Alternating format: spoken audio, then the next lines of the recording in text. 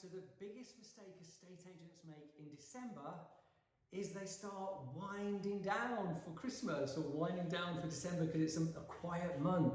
Well, I hear estate agents saying it's quiet. Yes, it is going to be quiet if you're reactive.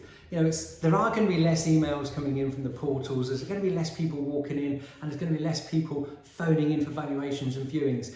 And if you're reactive, you will be quiet. But if you're proactive, you're always going to be busy.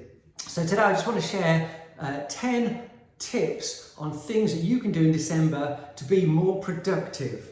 Now, you were probably really busy in July and August and September and October, and even November has been really busy. And do you remember thinking, there's not enough hours in the day, I haven't got any time to all these things I want to do? Well, now you've got that time, so don't waste this opportunity to get things done and catch up with a lot of things. So, what are those 10 things? Let's start. Number one, the first thing you should be doing is talking to your current sellers.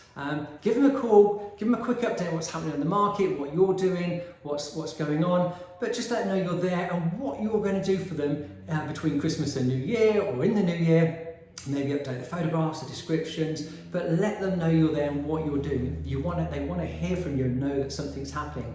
The reason is, if you don't, another estate agent will be speaking to them, and you don't want your sellers ringing you up in the new year saying, oh, we're going to change estate agents, we want to take the house off the market. So make sure you stay in contact with them.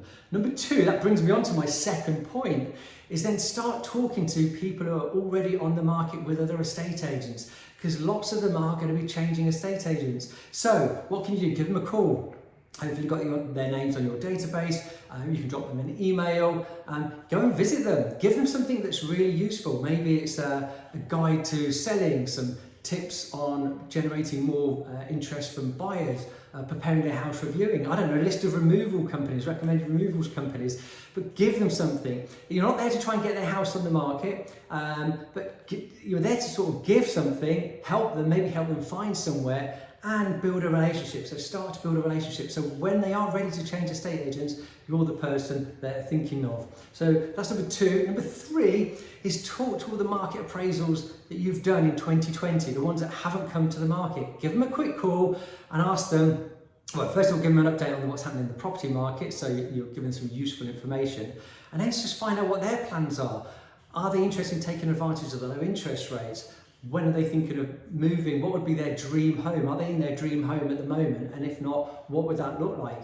And what's the time scale? Now they might say, well, actually, yeah, we're thinking of putting a house on the market in January and February. So others might say we're going to move maybe in the summer, June time, so we can be ready for a new school in September. Others might be saying, well, we're going to move in 12 months time, probably November, December next year. But once you've rang them all, hopefully you'll have a list of all these people and the dates they're going to move, in 2021, and you've got a list of potential new listings for the new year.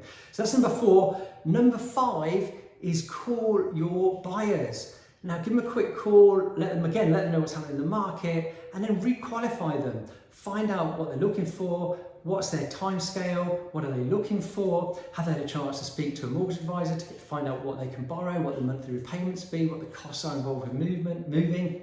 But talk to them, and that will remind them and think, oh yeah, actually we were thinking of buying somewhere, this is what we're looking for. So it's just to stay in contact with them, re-qualify them, and now you've got a list of hot buyers as well.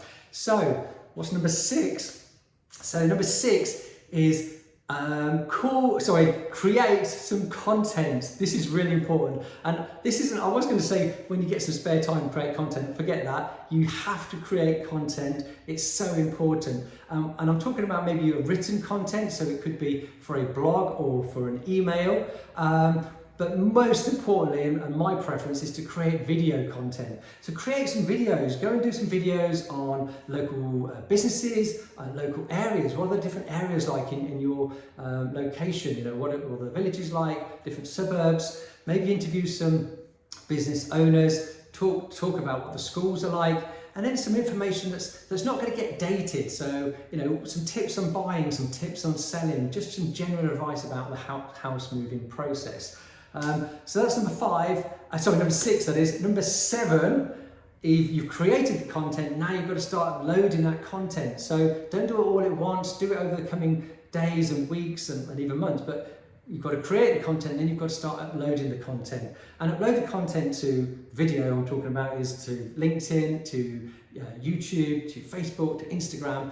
And it's all about producing the content and uploading that content. And bear in mind, between Christmas and New Year, there's going to be a lot of people who are going to be spending a lot of time on social media. So make sure they're seeing you. A 30-second or 60-second video can be seen by 100 people, 200, 1,000, thousands of people. And it's there working for you constantly, 24 hours a day, 7 days a week in the background. You're enjoying your time off and your videos are working there in the background, helping people, putting your name out there, and people then, when they are ready to buy or sell, will get in touch with you. So I think that was number 7. Number 8. So number 8 is invest some time in yourself, in your learning, your personal development, your professional development. So that could be YouTube videos, could be podcasts, could be read a book or listen to a book, do an online course. But you know, if you're going to do what you did last year, you're going to get the same results as you got last year. So it's a great time to improve your skills and be a better estate agent.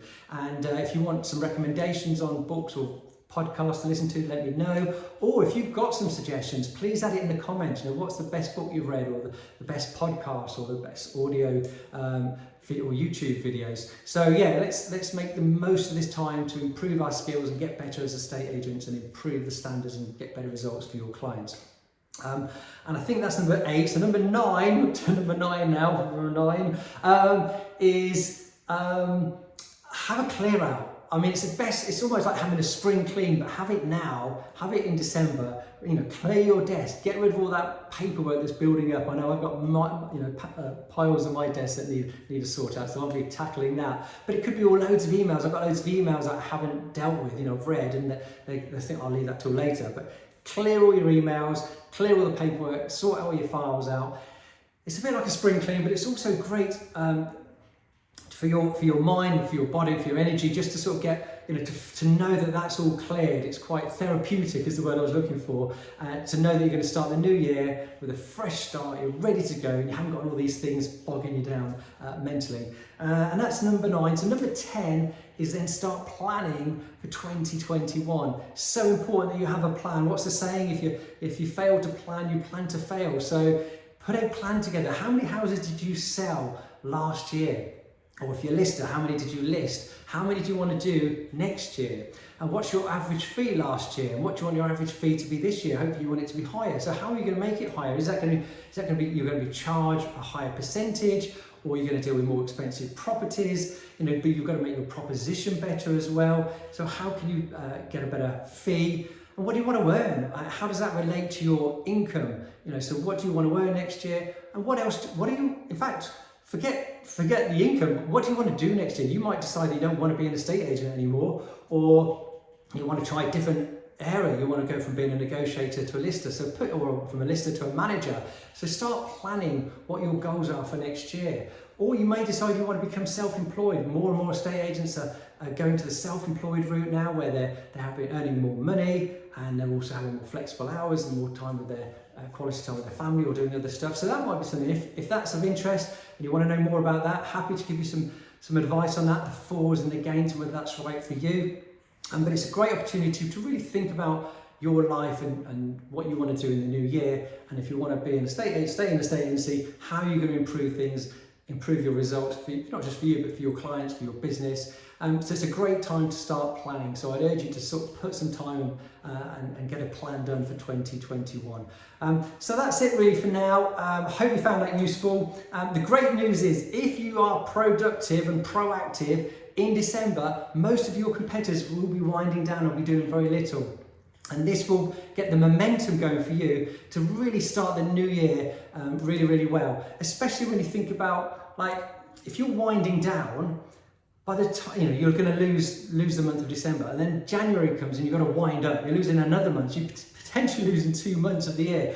And I don't know if you've ever been to the gym for a while and then you stop for a month or however long, and then you start to go back again. It's really hard to get started. And that's the same thing. If you start winding down too much, it's hard to get started. Now, remember, you've got to make the most of this time with your family, to recover, to rejuvenate, to relax and enjoy the sort of time off. But what I'm saying is in work time, don't sit there winding down the hours thinking, oh, it's quiet, I'll just sit here and just killing time. Make the most of that time, be productive, be proactive, and you'll have a fantastic start to the year and make 2021 your best year ever. Right, well, that's it for me. See you in the next video. Have a great Christmas, and I wish you all the best for the future. Take care. Speak to you soon. Bye.